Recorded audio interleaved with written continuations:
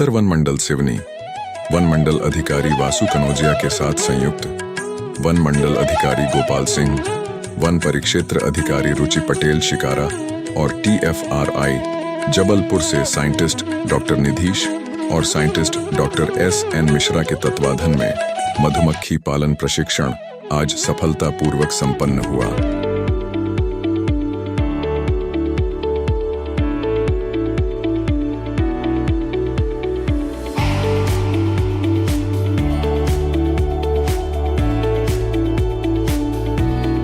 उत्तर one मंडल सिवनी और TFRI tropical forest research institute ने वनांचलों में रहने वाले ग्रामीण आदिवासियों की आजीविका को सशक्त करने के उद्देश्य से वन परिक्षेत्र शिकारा में एक दिवसीय मधुमक्खी पालन प्रशिक्षण का आयोजन किया।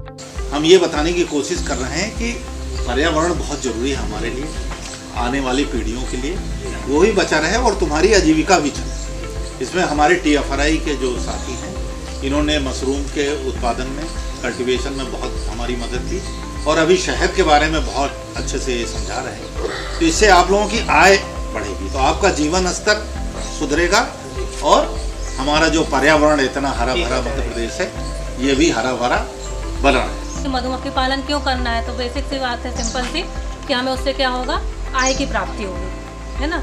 आय की प्राप्ति होगी तो हम जो अपनी आजीविका के लिए दूसरी चीज़ों पर निर्भर है, जैसे जंगल पर निर्भर है ना, कुछ अतिक्रमण करके कुछ खेती करने का प्रयास करते हैं, तो उस तरफ से हमारा ध्यान हटेगा और हमारा फोकस कहाँ पर रहेगा, ध्यान कहाँ पर रहेगा, शहद उत्पादन में। यदि हम एक डब्बा शहद लगाते हैं अपने यहाँ पे, मतलब एक बॉक्स रखते हैं मधुमक्खी का, तो उससे लगभग 30 से 40 किलो शहद हर प्रतिवर्ष लगभग अनुमानित उससे उत्पादन होता है। तो यदि हम उसको 1000 रुपये किलो भी बेचते हैं तो आप लोग खुद गुणा करिए, 30-40 किलो भी निकलता है तो कितने रुपए हो गया? 30 गुणा 1000 कर लीजिए, 30,000 रुपये मिनिमम अपन को एक बॉक्स से मिल जाएगा। ऐसे हम 10 बॉक्स लगा लें तो 3 लाख रुपए, है ना। और कुछ नहीं करना है इसमें। बाकी खेती में तो हमें भाई बंदर से बचाना है, पशुओं से बचाना है, और यदि मौसम सही नहीं रहा तो फसल खराब होने की भी संभावना है। लेकिन यदि मधुमक्खी के बक्से रखते हैं हम, उसमें मिनिमम 4-5 हज़ार रुपये का खर्च आता है एक बक्से में। यदि हम बंधन योजना से करेंगे तो हम आपकी सहायता भी करेंगे उस बॉक्स को रखने में, बस आपको उसकी देखरेख करनी है।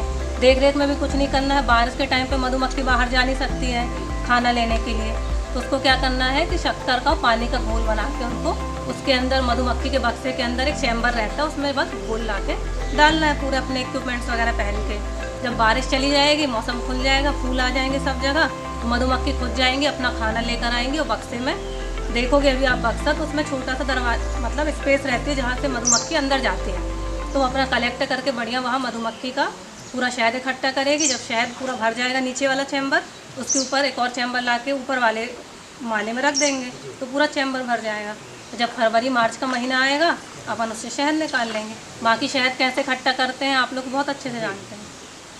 उन यानी सीमित संसाधनों में हम अपनी आय कैसे वो बढ़ाएं, तो ये सब जो आपको प्रशिक्षण दिया जा रहा है, अपने जो आपके सीमित संसाधन हैं उनके बीच में आपकी आय को बढ़ाना, रोजगार मुहैया कराना और अतिरिक्त आय के वो साधन बढ़ाना है और कम लागत में बढ़ा के देना, तो कम जगह पे करें, ताकि आप जो जंगल है, देखिए बंजर ज़मीन पे कोई नहीं जाएगा कब्जा करने, लेकिन वो जहाँ हरियाली है उसी को काट के बोले, क्योंकि यहाँ उपजाऊ हो रही है तो आप और जंगल काटेंगे, तो जैसे जैसे जनसंख्या बढ़ेगी, बोले वहाँ पे खेती है, पेड़ है वो काटो तो वहाँ पे फसल उगेगी, तो आप और जंगल को काटेंगे।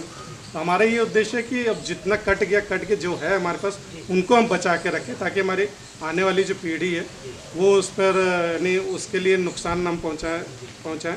वो भी जैसे हम सुखी अपने बाप दादा जो छोड़ के सुख से रहें, वैसे हमारी आने वाली जनरेशन सुख से रहे। तो इसलिए हम अतिरिक्त जो साधन है आय के, उनको हम बढ़ावा दे रहे हैं और आपको उसके बारे में प्रशिक्षण दे रहे हैं। इस प्रशिक्षण कार्यक्रम का मुख्य उद्देश्य स्थानीय आदिवासी समुदाय को आर्थिक रूप से सक्षम बनाना और उन्हें प्राकृतिक संसाधनों के प्रभावी उपयोग के लिए प्रशिक्षित करना था।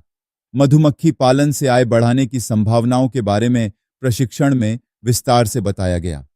प्रतिभागियों को मधुमक्खी पालन के विभिन्न पहलुओं जैसे मधुमक्खियों की देखभाल, पालन प्रक्रिया में बरती जाने वाली सावधानियां और इससे होने वाले लाभों के बारे में जागरूक किया गया। इसके साथ ही मधुमक्खियों के प्राकृतिक पर्यावरण के संरक्षण और उनके पालन से जुड़े संभावित खतरों से निपटने के तरीके भी सिखाए गए। यह प्रशिक्षण न केवल आदिवासी समुदाय की आर्थिक स्थिति में सुधार लाने में मदद करेगा, बल्कि मधुमक्खी पालन को एक सतत आजीविका के रूप में स्थापित करने की दिशा में एक महत्वपूर्ण कदम है। आदिवासियों ने इस पहल का स्वागत करते हुए इसे अपने जीवन को बेहतर बनाने का एक अच्छा अवसर बताया। नमस्कार, मैं हूं मुकेश यादव। देखते रहे सच्चे और सार्थक समाचार।